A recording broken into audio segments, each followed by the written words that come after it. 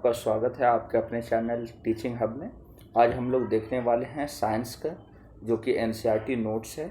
और ये मुख्य रूप से जो है क्लास 6 से लेके 12 तक के ओल्ड एनसीईआरटी और न्यू एनसीईआरटी के तमाम जो क्वेश्चन है उसका सम्मिलित रूप है। और ये बेहद ही इम्पोर्टेंट है हर तरीके के कम्पिटिटिव एग्ज़ाम के लिए।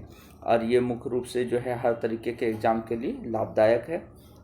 अनुवांशिकी, आज का चैप्टर हम लोग देखेंगे अनुवांशिकी। इस बुक की खासियत है कि इसमें किस स्रोत से जो है इस चैप्टर को बनाया गया है, लिया गया है, वो सारे चीज़ को दिया गया है। तो जैसे एनसीईआरटी क्लास 10 के चैप्टर 9 से अनुवांशिकता एवं जैव विकास, एनसीईआरटी क्लास 12 से चैप्टर 5 वंशागति तथा विविधता के सिद्धांत, और चैप्टर 6 से वंशागति के आणविक आधार। यानी ये स्रोत है जिससे जो है ये अनुवांशिकी चैप्टर के एनसीईआरटी नोट्स के रूप में बनाया गया है। आइए अब हम लोग क्लास स्टार्ट करते हैं। जीवों के सभी लक्षण एक पीढ़ी से दूसरे पीढ़ी में स्थानांतरित होते हैं। जनकों यानी पेरेंट्स से संतति में स्थानांतरित होने वाले लक्षण वंशागत या अनुवांशिक लक्षण कहलाते हैं। तो अनुवांशिक लक्षण क्या होता है कि जब पेरेंट्स यानी जनक के द्वारा उसके संतान में उनके गुण जो है स्थानांतरित होते हैं एक पीढ़ी से दूसरे पीढ़ी, उसी लक्षण को क्या कहा जाता है? अनुवांशिक लक्षण। और इस प्रक्रिया को वंशागति कहा जाता है। तो इस प्रक्रिया को वंशागति कहा जाता है, जबकि पेरेंट्स से उसके संतान में एक पीढ़ी से दूसरे पीढ़ी में लक्षणों का जो स्थानांतरण होता है उसे अनुवांशिक लक्षण कहा जाता है।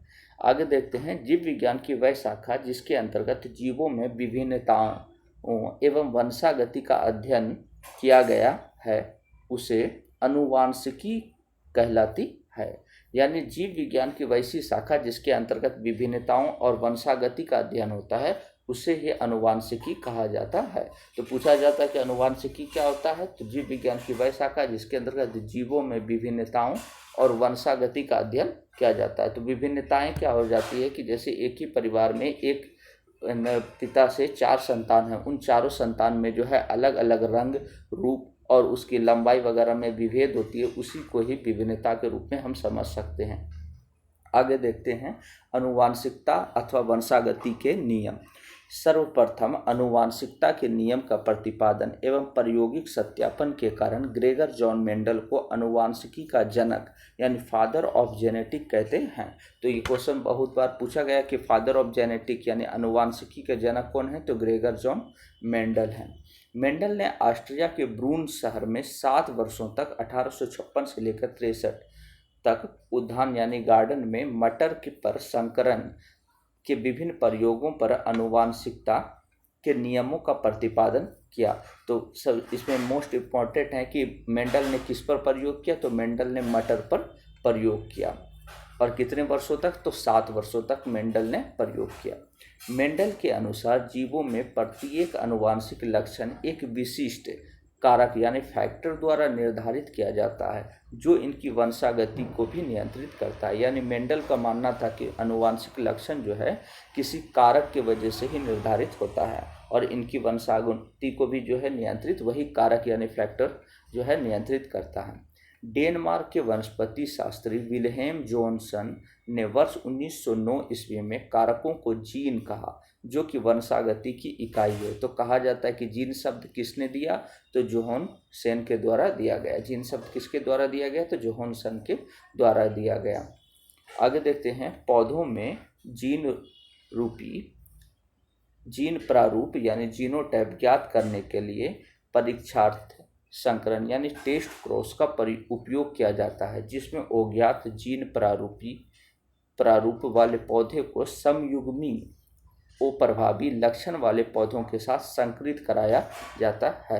यानी पौधों का जो जीन प्रारूप है यानी जीनोटाइप ज्ञात करने के लिए क्या किया जाता है कि जो भी परीक्षार्थ पौधे हैं यानी जो सही पौधा है उसका जो है अज्ञात जीन प्रारूपी वाले पौधे के साथ समयुग्मी अप्रभावी लक्षण वाले पादपों के साथ संकरित कर दिया जाता है, यानी संकरण कराया जाता है। आगे देखते हैं, समयुग्मी होने की स्थिति में सभी पादप प्रभावी लक्षण वाले होते हैं, जबकि विषम युग्मी होने की स्थिति में प्रभावी एवं अप्रभावी लक्षण वाले पादपों का अनुपात 1:1 होता है। तो ये भी पूछता है कि प्रभावी एवं अप्रभावी लक्षणों वाले पादपों का अनुपात कितना होता है, तो 1:1 होता है। वर्ष 1900 में 3 वैज्ञानिक Hugo de Vries, Karl Correns, Erich von Tschermak ने मेंडल के नियमों को पुनः खोज की। जब मेंडल ने 1863 ईस्वी में जो है लगातार 7 साल के प्रयास से जो है वो मटर पर जो है आनुवांशिक गुणों का खोज किया, लेकिन उस समय उन्हें कोई नहीं माना। परंतु 1900 ईस्वी में 3 वैज्ञानिकों ने माना कि मेंडल जो प्रयोग किए थे वो बेहद सत्य था और सही था। आइए आगे देखते हैं। मेंडल द्वारा अपने प्रयोग में प्रयुक्त 7 जोड़ी विपर्यासी या विपरीत लक्षणों के युग्म विकल्पी या एलील्स प्रयोग किए गए। यानी मेंडल ने अपने प्रयोग में 7 प्रकार के प्रयोग किए जो कि मटर के पौधे पर था। पहला प्रयोग उसने किया तने की लंबाई के रूप में। तो उसने 2 प्रकार के पौधे लिए। एक तो लंबा पौधा मटर का लिया जिसे टी यानी टी से टॉल को नियमित किया जाता है, और छोटे टी यानी बौना पौधा लिया। तो उन्होंने मटर के 2 तरीके के पौधे लिए, एक लंबे पौधे लिए और एक बौने पौधे लिए। और जीन जो होता है वो हमेशा जोड़े में होता है, इसलिए बड़ी टी से और इसे छोटी टी से दिखाया गया, और इसी रूप में जो है उन्होंने संकरण कराया। तो पहला क्या किया, उन्होंने तने की लंबाई के रूप में तो लंबा पौधा लिया और बौना पौधा लिया। दूसरा जो है मटर के फूल के रंग के रूप में, तो उन्होंने एक लंबे पौधे के लाल फूल को लिया और जो है बौने पौधे के सफ़ेद फूल को लेकर उसका संकरण कराया। फूल की स्थिति के रूप में अगर देखा जाए तो अक्षीय और अप्रभावी लक्षण में अग्रस्त। और आगे देखते हैं, फली के आकार के रूप में फूली हुई थी और सुकड़ी हुई थी।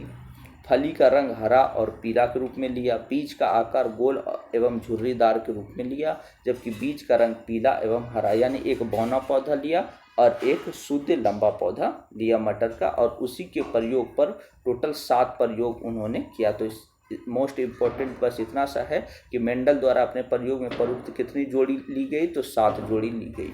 आगे देखते हैं। मेंडल ने अपने प्रयोग के आधार पर निम्नलिखित 3 नियमों का प्रतिपादन किया। तो मेंडल ने अपने प्रयोग के आधार पर कितने नियम दिए, तो 3 नियम दिए। मेंडल ने अपने प्रयोग के आधार पर 3 नियम दिए। पहला है प्रभाविता का नियम। तो प्रभाविता का नियम क्या था, इस नियम के अनुसार जब 2 विपर्यासी यानी विपरीत लक्षणों वाले पौधों के मध्य संकरण करवाया जाता है, तो जो लक्षण प्रथम पीढ़ी में प्रकट होता है वह प्रभावी लक्षण कहलाता है एवं इस गुण को प्रभाविता कहते हैं। इसके विपरीत F1 पीढ़ी में प्रकट होने वाला लक्षण अप्रभावी कहलाता है।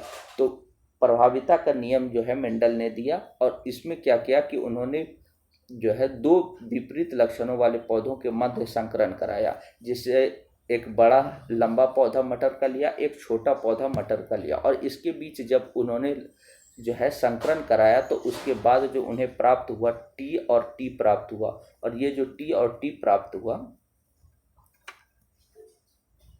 जब वो उन्होंने बड़ा लंबा पौधा लिया और एक बौना पौधा लिया और इसके बीच जब संकरण कराया तो उन्हें जो प्राप्त हुआ वो संकरण प्राप्त हुआ टी और टी, जिसमें जो ये बड़ा वाला जो था वो क्या था, प्रभावी था, जबकि ये छोटा वाला जो था वो प्रभावी था। यानी बौने पौधे का जो है गुण है वो अप्रभावी था, जबकि लंबे पौधे का गुण प्रभावी था। और यही F1 पीढ़ी के अंतर्गत इन्होंने रखा, यही इनका प्रभावी लक्षण था।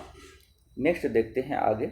उदाहरण के लिए जब शुद्ध या समयुग्मी, जब एलील के दोनों जीन समान हो, लंबे पादप यानी टीटी का समयुग्मी बौने पादप टीटी के साथ संकरण करवाया जाता है तो F1 पीढ़ी में सदैव लंबे पादप प्राप्त होते हैं।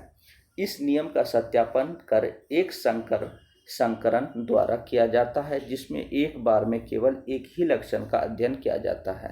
तो प्रभावी लक्षण में जो है कितनी बार संकरण किया गया, सिर्फ एक बार संकरण किया गया। तो ये भी मोस्ट इम्पॉर्टेंट है कि प्रभावी लक्षण में कितने बार संकरण किया गया, तो एक बार संकरण किया गया है।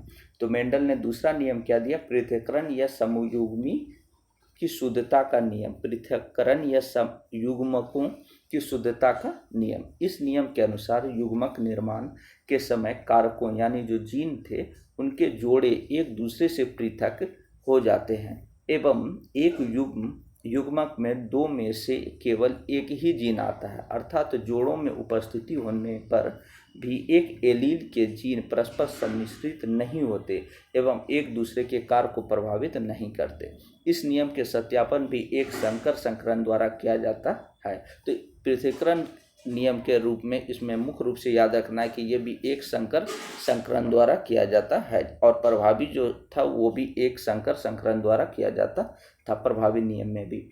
नेक्स्ट आगे देखते हैं, इसमें ये पूरा व्याख्या के साथ बताया गया है। इसमें जो मेन मुख्य रूप से याद करने के लायक है वो लक्षण प्रारूप अनुपात और जीन प्रारूप अनुपात, यानी फिनोटाइप और जो है जीनोटाइप, इन दोनों का अनुपात याद रखना है। तो फिनोटाइप का जो अनुपात होता है वो 3:1 होता है। ये मोस्ट इम्पॉर्टेंट है कि फिनोटाइप का जो अनुपात होता है वो 3:1 होता है, जिसमें 3 लंबे और 1 बौने पौधे का अनुपात होता है। जबकि जीनोटाइप यानी जीन प्रारूप अनुपात में जो होता है उसमें 1:2:1 का अनुपात होता है, यानी शुद्ध लंबा पौधा 1 अनुपात में, संकर लंबा पौधा 2 अनुपात में और शुद्ध बौना पौधा 1 अनुपात में होता है। तो इसमें मुख्य रूप से याद रखना है सिर्फ फिनोटाइप में 3:1 के अनुपात में जो है लक्षण प्रारूप होता है, जबकि जीन प्रारूप अनुपात में 1:2:1 के अनुपात में जो है जीन प्रारूप अनुपात होता है।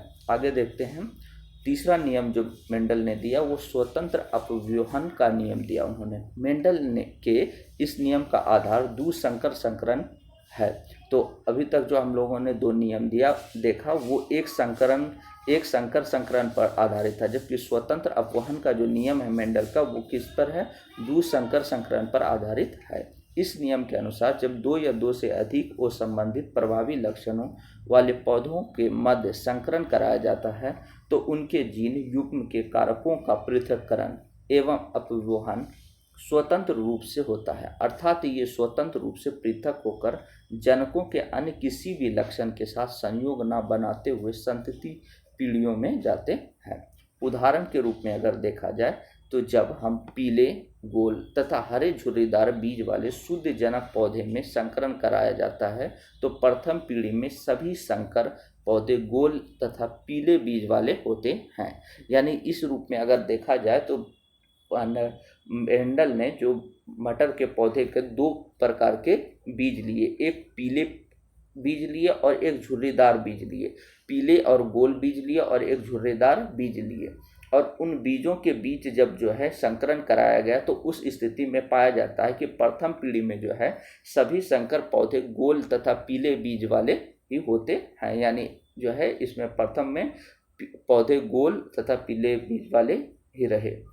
इससे यह सिद्ध होता है कि बीजों का पीला रंग एवं गोल आकार प्रभावी गुण है तथा हरा रंग एवं झुर्रीदार आकार अप्रभावी गुण है। जिस तरीके से वहाँ हम लोगों ने देखा कि टी और छोटी टी एवं टी यानी लंबे पौधे और बौने पौधे के बीच जो संकरण कराया गया F1 पीढ़ी में, तो उस स्थिति में टी और टी आया, जो कि टी जो है प्रभावी रहा और जो है छोटी टी यानी बौना पौधा वाला अप्रभावी गुण रहा। उसी तरीके से जब इसमें पीले गोल बीज लिए गए और झुर्रीदार बीज जो कि हरे कलर के थे, उन दोनों बीजों के बीच संकरण कराया गया तो उस स्थिति में जो है पीले गोल वाले बीज जो हैं वो प्रभावी रहे और जो हरे झुर्रीदार वाले बीज थे वो अप्रभावी रूप में रहे।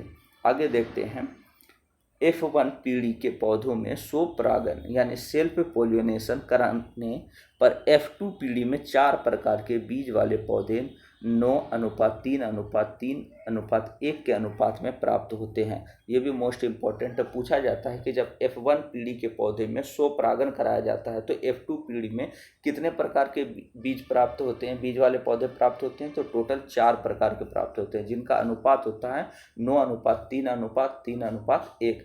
इसमें मुख्य रूप से जो अनुपात याद रखना है, एक जीनोटाइप का, एक फिनोटाइप का और एक जो है F1 से F2 के बीच जो होता है, इस अनुपात को याद रखना है।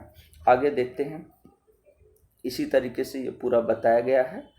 नेक्स्ट देखते हैं, मेंडलवाद के अपवाद, यानी मेंडल ने जो बताया उसमें कुछ अपवाद भी रहा। पहला है अपूर्ण प्रभाविता। इसमें F1 पीढ़ी में विषम युग्मजीय स्थिति में प्रभावी लक्षण पूरी तरह से प्रभावी ना होकर मध्यवर्ती प्रभाव दर्शाता है, अर्थात वो पूर्ण रूप से प्रभावी होता है। उदाहरण, गुलाबॉस में लाल पुष्प वाले पौधे को सफ़ेद पुष्प वाले पौधों में क्रॉस कराने पर F1 पीढ़ी में गुलाबी पुष्प प्राप्त होते हैं।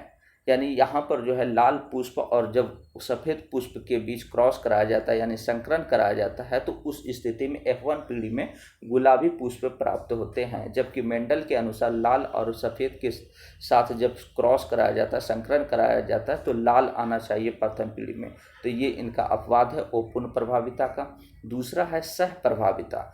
इसमें F1 पीढ़ी में एक जीन के दोनों एलील एक साथ प्रभावी रूप से अपने लक्षण प्रदर्शित करते हैं। मानव का AB रुधिर वर्ग इसका उदाहरण है। उदाहरण के रूप में अगर सह प्रभाविता के रूप में देखा जाए तो AB रुधिर जो मानव में होता है ये इसका मुख्य रूप से उदाहरण है, जिसमें IA और IB जीन दोनों एक साथ प्रभावी होते हैं। जबकि मेंडल ने कहा था कि सिर्फ F1 में जो है पहला वाला जो शुरू वाला है वही प्रभावी होता है, जबकि दूसरा वाला जो होता है वो अप्रभावी होता है। लेकिन सह प्रभाविता के अनुसार जो है मानव रुधिर जो AB है उसमें दोनों जीन एक साथ प्रभावी होते हैं। तो यह भी एक अपवाद है मेंडल के नियम का। आगे देखते हैं वंशागति का गुणसूत्रीय सिद्धांत। तो वंशागति का गुणसूत्रीय सिद्धांत क्या है? तो गुणसूत्र यानी क्रोमोसोम आनुवांशिक लक्षणों के नियंत्रक जीन के वाहक होते हैं। तो पूछा जाता है कि जीन के वाहक कौन होते हैं? तो जीन के वाहक गुणसूत्र होते हैं।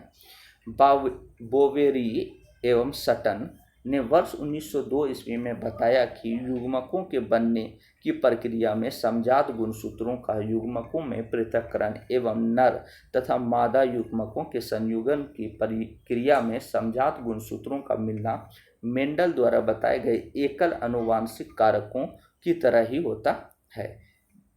इन समानताओं के कारण वैज्ञानिकों ने यह धारणा बनी कि गुणसूत्र ही मेंडल के कारकों का कार्य करती है। इसी आधार पर सटन एवं बोवेरी ने वर्ष 1902 में वंशागति के गुणसूत्रीय मत का प्रतिपादन किया। तो मेंडल ने जो बताया था कि एक कारक के रूप में कार्य करता है, उस कारक को जो है बोवेरी और सटन के द्वारा जो है वंशागति के गुणसूत्रीय मत के रूप में माना गया। आगे देखते हैं लिंग निर्धारण। लिंग निर्धारण किस तरीके से होता है उसको देखते हैं हम लोग। तो लिंग निर्धारण सेक्स डिटर्मिनेशन वह प्रक्रिया है जिसके द्वारा यह सुनिश्चित होता है कि एक लिंगी जंतुओं में लैंगिक जनन द्वारा उत्पन्न होने वाली संतति नर होगी या मादा होगी। यानी एक लंगी जैसे मनुष्य हो गया, जानवर हो गया, तो उनमें जो कैसी जनन होती है तो लैंगिक जनन होती है। उनके द्वारा जो उत्पन्न संतान होगी वो नर होगी कि मादा होगी, उसी के बारे में लिंग निर्धारण के बारे में हम लोगों को समझना है। मानव में कुल 23 जोड़ी अर्थात 46 गुणसूत्र पाए जाते हैं। तो ये मोस्ट इंपॉर्टेंट है कि मानव में कितने जोड़ी गुणसूत्र पाए जाते हैं? 23 जोड़ी। और कितने गुणसूत्र होते हैं? 46 गुणसूत्र पाए जाते हैं, जिनमें से 22 जोड़ी नर एवं मादा में एक समान होते हैं तथा शरीर के अन्य कायिक लक्षणों का निर्धारण करते हैं। इन्हें ऑटोसोम या कायिक गुणसूत्र कहते हैं। यानी जो 22 जोड़ी गुणसूत्र होता है जो नर एवं मादा में समान होता है उसे ऑटोसोम कहा जाता है या कायिक गुणसूत्र कहा जाता है। शेष एक जोड़ी गुणसूत्र नर एवं मादा में अलग अलग होता है जो इनके लिंग का निर्धारण करते हैं और इन्हें लैंगिक गुणसूत्र या हेटेरोसोम कहा जाता है। यह हेटेरोसोम या एलोसोम भी कहा जाता है।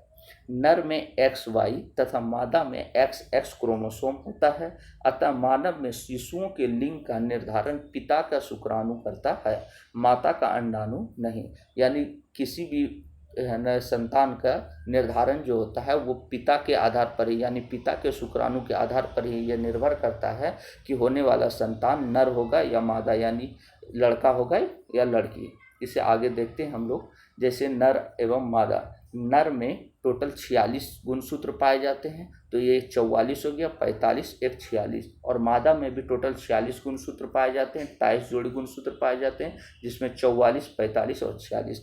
अंतर इतना सा है कि 44 जो गुणसूत्र है वो नर और मादा में समान होती है, और एक गुणसूत्र जो एक्स है, एक्स नर में भी है, एक्स मादा में भी है, परंतु एक क्रोमोसोम जो है इसका अलग होता है, एक्स वाई क्रोमोसोम पुरुष में पाया जाता है, जबकि मादा में एक्स एक्स क्रोमोसोम पाया जाता है।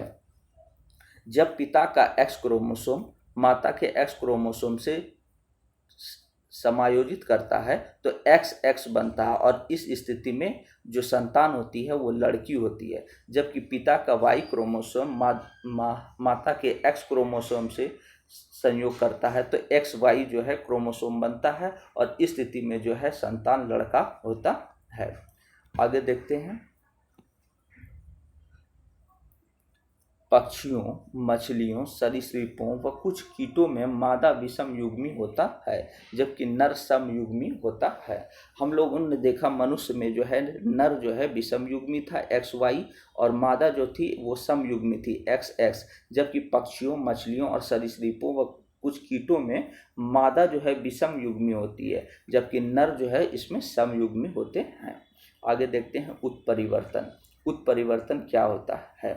तो उत्परिवर्तन यानी म्यूटेशन किसी जीव के जीनोम यानी जीनोम अर्थात डीएनए में अचानक से उत्पन्न परिवर्तन होता है, जिसके परिणाम स्वरूप जीव के जीनोटाइप एवं फिनोटाइप में परिवर्तन आ जाता है। जीनोटाइप एवं फिनोटाइप में परिवर्तन आ जाता है। उत्परिवर्तन उत्पन्न करने वाले भौतिक एवं रासायनिक कारक उत्परिवर्तन जन यानी म्यूटागेन कहलाते हैं। जैसे परावैंगनी यानी अल्ट्रावायलेट विकिरणें, एक्स किरणें, अल्फा बीटा तथा गामा किरणें, मास्टर्ड गैस आदि जो होती हैं वो उत्परिवर्तन जन का ही उदाहरण हैं। आगे देखते हैं अनुवांशिक विकार। अनुवांशिक विकार यानी अनुवांशिक बीमारियां कौन कौन सी है? तो अनुवांशिक रूप से जो बीमारियां होने वाली है वो है पहला हीमोफीलिया। यह अप्रभावी एक्स लिंक संलग्न वंशागति का उदाहरण है, जिसमें विषम युग्मजी मादा केवल वाहक होती है, रोगग्रस्त नहीं। इस रोग में रुधिर स्कंदन कारक 8 के अभाव के कारण चोट लगने पर रक्त का थक्का यानी क्लॉट नहीं बन पाता है, एवं निरंतर रक्तस्राव के कारण व्यक्ति की मृत्यु तक हो सकती है। यानी हीमोफीलिया की जो वाहक होती है वो मादा होती है, हीमोफीलिया की जो वाहक होती है वो मादा होती है, और ये जो है मादा को नहीं होता, यानी महिलाओं में हीमोफीलिया नहीं होती, जबकि महिलाएं हीमोफीलिया की वाहक होती है, यानी आने वाले पीढ़ी में जो है वंशागति पहुंचाती है हीमोफीलिया बीमारी। और यह मुख्य रूप से जो बीमारी होता है ये पुरुषों में पाया जाता है। दूसरा जो है अनुवांशिक विकार के रूप में देखा जाए तो वर्णांधता यानी कलर ब्लाइंडनेस है। यह भी अप्रभावी एक्स लिंक संलग्न वंशागति का उदाहरण है। इस रोग में व्यक्ति लाल एवं हरे रंग में विभेद नहीं कर पाता। तो वर्णांधता भी जो है इसके स्थिति में क्या होता है, व्यक्ति लाल एवं हरे रंग के में अंतर नहीं कर पाता है, और इसकी भी जो वाहक होती है वो महिला होती है। नेक्स्ट है दांत्र कोशिका अरक्ता यानी सिकल सेल एनीमिया। यह एक उपापचयी मेटाबॉलिक विकार है, विकार अर्थात बीमारी है, जिसमें हीमोग्लोबिन की बीटा श्रृंखला के जीन में छठा कोडोन यानी GAG GUG द्वारा प्रतिस्थापित हो जाता है, एवं ऑक्सीजन की कमी होने पर विषम युग्म की मानव में आधी RBCs का आकार दात्रांकार हो जाता है, क्योंकि बीटा श्रृंखला का प्रथम अमीनो अम्ल वैलीन छठे स्थल के नए कोडोन के कारण जुड़े वैलीन से जुड़ जाता है। नेक्स्ट है फिनाइल कीटोनूरिया। फिनाइल कीटोनूरिया इसके अंतर्गत यह उपापचयी विकार है, जिसमें रोगी में फिनाइल एलेनिन अमीनो अम्ल को टायरोसिन में बदलने के लिए आवश्यक एंजाइम फिनाइल एलेनिन हाइड्रोक्सिलेज की कमी होती है। परिणाम स्वरूप एकत्रित फिनाइल एलेनिन फिनाइल पायरुविक अम्ल में परिवर्तित हो जाता है एवं मानसिक दुर्बलता का कारण बन जाती है। तो फिनाइल कीटोनूरिया में क्या हो जाता है, तो मानसिक दुर्बलता आ जाता है। मुख्य रूप से बस इतना सा याद रखना है कि फिनाइल कीटोनूरिया भी जो है अनुवांशिक बीमारी है और इसकी स्थिति में मानसिक दुर्बलता आ जाती है। आगे है डाउन सिंड्रोम। तो डाउन सिंड्रोम क्या होता है, ये भी जो है आनुवांशिक बीमारी है। इसमें क्या होता है कि 21वें गुणसूत्र की एकाधिसूत्रता यानी ट्राइसोमी या एक अतिरिक्त प्रति बनने के कारण उत्पन्न होता है। इसमें व्यक्ति का कद छोटा, सिर गोल एवं छोटा, मोटी जीभ, मुंह आंशिक खुला एवं अवरुद्ध मानसिक विकास युक्त होता है। तो डाउन सिंड्रोम में क्या हो जाता है कि 21वें गुणसूत्र में जो है ट्राइसोमी हो जाती है, यानी 21वें गुणसूत्र में ट्राइसोमी का लक्षण आ जाता है, या एक एक्स्ट्रा जो है गुणसूत्र बन जाते हैं 21वें गुणसूत्र में। नेक्स्ट है क्लाइनफेल्टर सिंड्रोम। इसमें क्या होता है कि यह एक्स गुणसूत्र की एकाधिसूत्रता या एक अतिरिक्त प्रति बनने के कारण होता है, अर्थात इसमें गुणसूत्रों की संख्या 47 हो जाती है। 44, एक 45, 46, एक 47 यानी XXY होते हैं, जिसमें रोगी बांझ या पुरुष एवं मादा दोनों के लक्षण से युक्त होते हैं। यानी क्लाइनफेल्टर सिंड्रोम में क्या हो जाता है कि गुणसूत्रों की संख्या बढ़कर 46 से 47 हो जाती है और इसमें रोगी बांझ या पुरुष एवं मादा दोनों के लक्षण युक्त हो जाते हैं। नेक्स्ट है टर्नर सिंड्रोम। टर्नर सिंड्रोम में क्या हो जाता है कि इसमें जो है एक गुणसूत्रों की संख्या घट जाती है, जबकि क्लाइनफेल्टर सिंड्रोम में गुणसूत्रों की संख्या बढ़कर 47 हो जाती है, जबकि टर्नर सिंड्रोम में गुणसूत्रों की संख्या घटकर 45 हो जाती है। 44 प्लस एक एक्स होते हैं। इसमें मादा बांझ होती है क्योंकि इनमें अंडाशय अल्प विकसित होते हैं एवं द्वितीय लैंगिक लक्षणों का अभाव होता है टर्नर सिंड्रोम में। आगे देखते हैं अनुवांशिक पदार्थ। तो अनुवांशिक पदार्थ के रूप में देखा जाए तो कौन सा है, तो फ्रेडरिक मिश्चर ने सर्वप्रथम न्यूक्लिक अम्ल यानी न्यूक्लिन के रूप में अनुवांशिक पदार्थ डीएनए की खोज की। तो ये मुख्य रूप से पूछा जाता है कि डीएनए के खोजकर्ता कौन थे, तो फ्रेडरिक मिश्चर। तो डीएनए के खोजकर्ता कौन है, तो फ्रेडरिक मिश्चर। फ्रेडरिक ग्रिफिथ ने वर्ष 1928 में स्ट्रेप्टोकोकस न्यूमोनो जीवाणु में रूपांतरण प्रयोग द्वारा अनुवांशिक पदार्थ की उपस्थिति को सिद्ध किया था। ओस्वाल्ड एबेरी,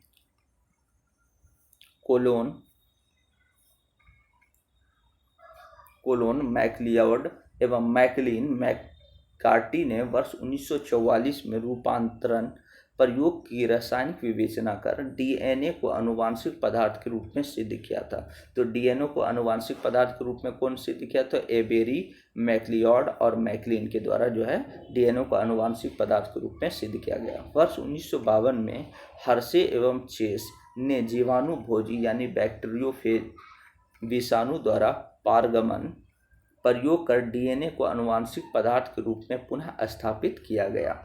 अब देखते हैं आगे डीएनए। डीएनए का फुल फॉर्म है डाईऑक्सीराइबोन्यूक्लिक अम्ल। डीएनए का फुल फॉर्म क्या है, डाईऑक्सीराइबोन्यूक्लिक अम्ल। डाईऑक्सीराइबोन्यूक्लिक अम्ल डीएनए एक द्विरज्जुक पॉलीन्यूक्लियोटाइड श्रृंखला है जो परस्पर हाइड्रोजन बंधों द्वारा जुड़ी है। तो पूछा जाता है कि डीएनए कौन से बंधों द्वारा जुड़ी है, तो मुख्य रूप से हाइड्रोजन बंधों द्वारा जुड़ी है। डीएनए में प्रत्येक न्यूक्लियोटाइड इकाई का निर्माण एक डीऑक्सीराइबोस नामक पेंटोस शर्करा, एक नाइट्रोजनी क्षारक एवं एक फॉस्फेट समूह द्वारा होता है। आगे देखते हैं डीएनए में 4 प्रकार के न्यूक्लियोटाइड पाए जाते हैं। तो मुख्य रूप से ये मोस्ट इंपॉर्टेंट है कि डीएनए में कितने प्रकार के न्यूक्लियोटाइड पाए जाते हैं, तो डीएनए में 4 प्रकार के न्यूक्लियोटाइड पाए जाते हैं। ये मुख्य रूप से बार बार पूछा जाता है एग्जाम में क्वेश्चन कि डीएनए में कितने प्रकार के न्यूक्लियोटाइड पाए जाते हैं, तो 4 प्रकार के न्यूक्लियोटाइड पाए जाते हैं। इनमें उपस्थिति विभिन्नता के कारण प्रयुक्त नाइट्रोजनी क्षारक होते हैं जो 4 प्रकार के होते हैं। पहला है एडेनिन जिसे ए से सूचित किया जाता है, ग्वानिन जिसे जी से सूचित किया जाता है, जिन्हें प्यूरिन क्षारक कहते हैं। तो एडेनिन तथा ग्वानिन को कौन सा क्षारक कहा जाता है, तो प्यूरिन क्षारक कहा जाता है। तथा थायमिन एवं साइटोसिन, थायमिन यानी टी और साइटोसिन यानी सी को पिरीमिडीन क्षारक कहते हैं, पिरीमिडीन क्षारक कहा जाता है। पेंटोस शर्करा एवं नाइट्रोजनी क्षारक मिलकर न्यूक्लियोसाइड बनाते हैं जो फास्फेट समूह से जुड़कर लीन आवेशित न्यूक्लियोटाइड का निर्माण करते हैं। डीएनए की आणविक संरचना के 2 कुंडलित मॉडल की व्याख्या 1953 में वाटसन एवं क्रिक नामक वैज्ञानिक ने किया। तो ये मोस्ट इम्पोर्टेंट है, पूछा जाता है कि डीएनए के आणविक संरचना जो द्विकुंडलित मॉडल था वो किनके द्वारा दिया गया, तो वाटसन एवं क्रिक के द्वारा दिया गया, जो कि 1953 में दिया गया, उन्होंने दिया। डीएनए का प्रत्येक अणु दो कुंडलित पॉलीन्यूक्लियोटाइड श्रृंखलाओं का बना होता है। दोनों श्रृंखलाएं एक दूसरे से सर्पिल क्रम में दक्षिणावर्त यानी क्लॉकवाइज कुंडलित रहती है। इस प्रकार डीएनए अणु में से दो कुंडलित रचना होती है। इस दो कुंडलित व्यास लगभग 20 एंगस्ट्रॉम होता है। 20 एंगस्ट्रॉम होता है, यानी इस जो दो कुंडलित का व्यास होता है वो 20 एंगस्ट्रॉम होता है। प्रत्येक पॉलीन्यूक्लियोटाइड श्रृंखला में डीऑक्सीराइबोस शर्करा और फास्फेट समूह एकांतर क्रम में जुड़े होते हैं। इसी क्रम के द्वारा श्रृंखला का आधार बनता है। फास्फेट समूह एक तरफ की शर्करा के 5C से तथा दूसरी ओर से 3C पर फास्फोडाइएस्टर बंध द्वारा जुड़े होते हैं। आगे देखते हैं, एक ही श्रृंखला के किन्हीं दो न्यूक्लियोटाइड के बीच 3.4 एंगस्ट्रॉम की दूरी होती है। कुंडलन के एक चक्रण यानी रोटेशन के बीच की दूरी 34 एंगस्ट्रॉम होती है। तो मुख्य रूप से जो है इसमें याद रखना है कि जो कुंडलन है उसके एक चक्रण के बीच की जो दूरी होती है वो 34 एंगस्ट्रॉम होती है। दोनों श्रृंखलाएं प्रति समांतर दशा में कुंडलित होती हैं, अर्थात एक श्रृंखला में डायएस्टर बंध 3 से लेकर 5 दिशा में तथा दूसरी श्रृंखला में 5 से 3 की दिशा में होती है। आगे देखते हैं, दोनों श्रृंखला प्रत्येक शर्करा के C1 पर समकोण पर एक नाइट्रोजनी क्षारक लगा होता है। तो ये मुख्य रूप से पूछा जाता है कि दोनों जो श्रृंखलाएं हैं वो कितने डिग्री के कोण पर बनी होती है, तो समकोण पर यानी 90 डिग्री के एंगल पर बनी होती है। एक श्रृंखला के प्यूरिन दूसरी श्रृंखला के पिरिमिडीन से हाइड्रोजन आबंधों द्वारा जुड़े होते हैं। ये मोस्ट इम्पोर्टेंट है, जो हम लोगों ने प्यूरिन और पिरिमिडीन आगे देखा है, यानी एडेनोसिन और जो है ये थायमिन, ये दोनों मिले होते हैं तथा आबंधों द्वारा जुड़े होते हैं। ए सदैव टी से तथा सी सदैव जी से जुड़ा होता है। एडेनिन व थायमिन के मध्य 2 हाइड्रोजन बंध होते हैं। ये मोस्ट इम्पोर्टेंट है, ये इम्पोर्टेंट है कि एडेनिन व थायमिन के मध्य जो हाइड्रोजन आबंध होते हैं वो कितने होते हैं, 2 होते हैं, जबकि साइटोसिन तथा ग्वानिन के मध्य 3 हाइड्रोजन आबंध होते हैं। इरविन चौरगॉक के अनुसार डीएनए में A+G बराबर होता है T+C, यानी एडेनिन प्लस ग्वानिन बराबर होता है थायमिन और साइटोसिन के। आगे देखते हैं डीएनए का द्विगुणन। डीएनए में प्रायः अर्धसंरक्षी विधि में से एक पैतृक डीएनए अणु 2 नए डीएनए अणुओं को उत्पन्न करता है, अर्थात पैतृक डीएनए का प्रत्येक रज्जुक यानी स्ट्रैंड अलग होकर नए पूरक रज्जु का निर्माण कर लेता है। अतः नए संतति डीएनए में केवल एक ही रज्जुक का नया होता है, जबकि दूसरा पुराना यानी पैतृक होता है। इसका प्रायोगिक सत्यापन जो है मैसेल्सन व स्टाइल ने वर्ष 1958 में कोलाई में किया था। इसमें डीएनए पॉलीमरेज द्वारा 3 से लेकर 5 ध्रुवता वाले रज्जुक पर सतत रूप से डीएनए रज्जुक का निर्माण होता है, जबकि 5 से 3 ध्रुवता वाले रज्जुक पर डीएनए खंडों यानी ओकाजाकी खंड में निर्मित डीएनए लाइगेज से जुड़ता है। डीएनए की पैकेजिंग, आगे देखते हैं हम लोग डीएनए की पैकेजिंग किस रूप में होती है। तो यूकैरियोटिक कोशिकाओं में क्षारीय हिस्टोन प्रोटीन द्वारा डीएनए की पैकेजिंग की जाती है। तो ये मोस्ट इम्पॉर्टेंट है कि डीएनए की पैकेजिंग कैसे होती है। तो यूकैरियोटिक कोशिका में क्षारीय हिस्टोन प्रोटीन द्वारा डीएनए की पैकेजिंग होती है। पैकेजिंग के दौरान 8 हिस्टोन प्रोटीन के अणु परस्पर जुड़कर धनावेशित हिस्टोन अष्टक बनाते हैं, जिसके चारों ओर ऋणावेशित डीएनए लिपटा रहता है। इस संरचना को न्यूक्लियोसोम कहते हैं, जिसमें डीएनए के लगभग 166 क्षार युग्म होते हैं। यह संरचना इलेक्ट्रॉन सूक्ष्मदर्शी से देखने पर मोती की माला के समान दिखाई देती है। अब हम लोगों ने डीएनए देख लिया, अब आगे देखते हैं आरएनए, यानी आरएनए का फुल फॉर्म है राइबोन्यूक्लिक अम्ल, राइबोन्यूक्लिक एसिड। यह सामान्यतया अनुवांशिक पदार्थ एवं द्विरज्जुक नहीं होता। अपवाद रियो वायरस, यानी ये जो समान रूप से जो है आनुवांशिक पदार्थ एवं दूरयुक्त नहीं होता है, लेकिन अपवाद के रूप में रियो विषाणु को माना जा सकता है, जो कि आरएनए होता है, परंतु इसमें जो है आनुवांशिक पदार्थ एवं दूरयुक्त दोनों गुण पाया जाता है। यह डीएनए की तुलना में वो अस्थायी होता है, यानी आरएनए जो है डीएनए की तुलना में वो अस्थायी होता है। आरएनए में राइबोस नामक पेंटोस शर्करा पाई जाती है, डीऑक्सीराइबोस नहीं। आरएनए में थायमीन की जगह यूरेसिल क्षारक पाया जाता है। ये 3 प्रकार के होते हैं, ये मोस्ट इम्पोर्टेंट है। पूछा जाता है कि आरएनए में थायमीन की जगह क्या पाया जाता है, तो यूरेसिल पाया जाता है। आरएनए में थायमीन की जगह क्या पाया जाता है, यूरेसिल पाया जाता है। हम लोगों ने देखा कि डीएनए में जो है डीएनए 4 प्रकार के हैं, जबकि ये आरएनए 3 प्रकार के रूप में बांटा गया है। एक है राइबोसोमल आरएनए। राइबोसोमल आरएनए यानी आरआरएनए, यह कुल आरएनए का 80% होता है। यह राइबोसोम में पाया जाता है। यह प्रोटीन संश्लेषण हेतु स्थल प्रदान करता है। दूसरा है स्थानांतरण आरएनए यानी टीआरएनए, यानी ट्रांसफर आरएनए के रूप में हम इसे जानते हैं। यह कुल आरएनए का 15% होता है। इनका मुख्य कार्य अनुवादन यानी ट्रांसलेशन प्रक्रम में अमीनो अम्ल के अणुओं को पकड़कर राइबोसोम पर लाना है तथा संदेश वाहक आरएनए अणुओं की सहायता से इन्हें जोड़कर प्रोटीन संश्लेषण में सहायता करना होता है। आगे देखते हैं तीसरा नंबर संदेश वाहक यानी मैसेंजर आरएनए एमआरएनए। ये राइबोसोम्स की सतह पर प्रोटीन संश्लेषण में सहायता करते हैं तथा डीएनए में उपस्थित आनुवांशिक संदेशों को कोडोन के रूप में केंद्रक से कोशिका द्रव में पहुंचाते हैं। आगे देखते हैं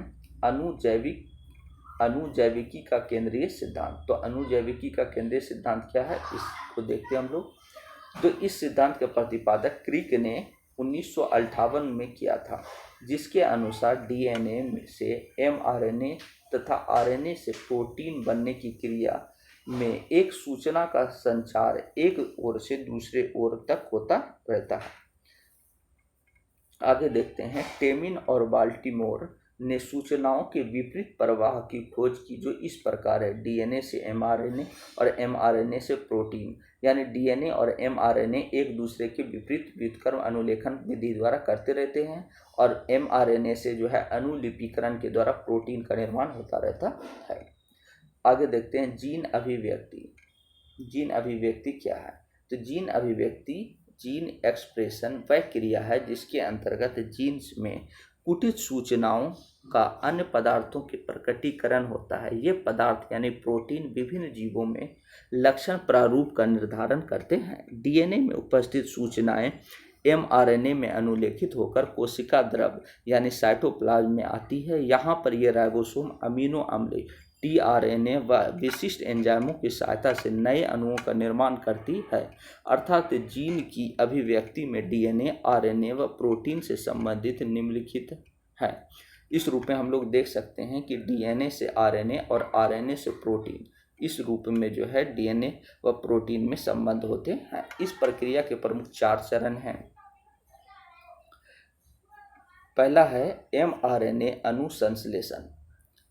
आरएनए पॉलीमरेज नामक एंजाइम की उपस्थिति में होता है। इस क्रिया में डीएनए का एक खंड सांचे यानी टेम्पलेट के रूप में प्रयुक्त होता है। यह प्रक्रिया अनुलेखन कहलाती है। यानी अनुलेखन क्या है, तो एमआरएनए अणु का संश्लेषण एमआरएनए अणु का संश्लेषण आरएनए के पॉलीमरेज नामक एंजाइम की उपस्थिति में होता है।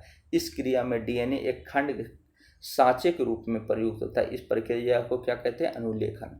सुकेंद्रीय कोशिका में निर्मित प्रारंभिक एमआरएनए से कार्यात्मक एमआरएनए का रासायनिक प्रतिरूपण होता है, जिसे आरएनए प्रसंस्करण कहते हैं। तीसरा है, इस प्रकार की किसी प्रोटीन यानी पॉलीपेप्टाइड में अमीनो अम्ल का अनुक्रम डीएनए के क्षार अनुक्रमों के ही समान होता है। यह प्रक्रिया अनुवादन कहलाती है। आगे देखते हैं आनुवांशिक कूट।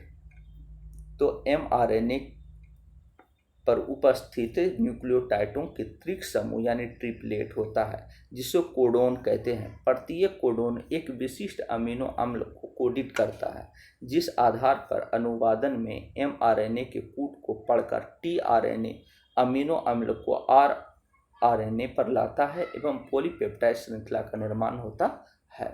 आगे देखते हैं, शरीर में मौजूद 20 प्रकार के अमीनो अम्ल, यानी मुख्य रूप से ये मोस्ट इम्पॉर्टेंट है कि शरीर में हमारे कितने प्रकार के अमीनो अम्ल पाया जाता है, तो 20 प्रकार के अमीनो अम्ल पाए जाते हैं। को 61 प्रकार के कोडोन कोडित करते हैं, जैसे प्रारंभक कोडोन AUG मिथिओनिन को कोडित करता है, यह सार्वत्रिक होता है यानी यूनिवर्सल होता है।